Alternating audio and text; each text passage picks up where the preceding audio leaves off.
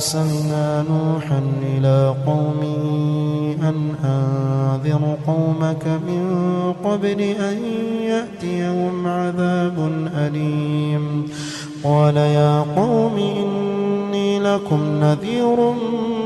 مبين أن اعبدوا الله واتقوه وأطيعون يغفر لكم من ذنوبكم ويؤخركم إلى أجل مسمى إن أجل الله إذا جاء لا يؤخر لو كنتم تعلمون. قال رب إني دعوت قومي ليلا ونهارا فلم يزدهم دعائي إلا فرارا وإني كلما دعوتهم لتغفر لهم جعلوا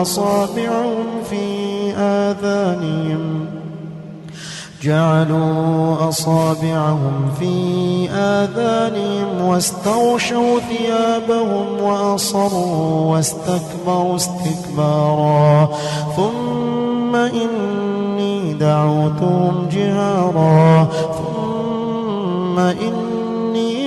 أعلنت لهم وأسررت لهم إسرارا فقلت استغفروا ربكم إنه كان غفارا يرسل السماء عليكم مدرارا ويمددكم بأموال وبنين ويجعل لكم جنات ويجعل لكم أنهارا ما لكم لا ترجون لله وقارا وقد خلقكم أطوارا ألم تروا كيف خلق الله 7 سماوات طباقا وجعل القمر فيهن نورا وجعل الشمس سراجا والله أنبتكم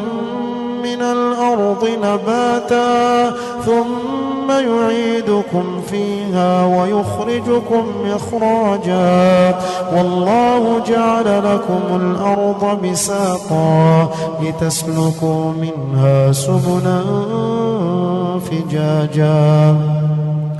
قال نوح رب إنهم عصوني واتبعوا من لم يزده ماله وولده إلا خسارا ومكروا مكرا كبارا وقالوا لا تذرن آلهتكم ولا تذرن ودا ولا صواعا ولا يغوث ويعوق ونسرا وقد أضلوا كثيرا ولا تزد الظالمين إلا ضلالا مما خطيئاتهم أغرقوا فأدخلوا نارا فلم يجدوا لهم من دون الله أنصارا وقال نوح رب لا تذر على الأرض من الكافرين ديارا إنك إن تذرهم يضلوا عبادك ولا يلدوا إلا فاجرا كفارا. رب اغفر لي ولوالدي ولمن دخل بيتي مؤمنا وللمؤمنين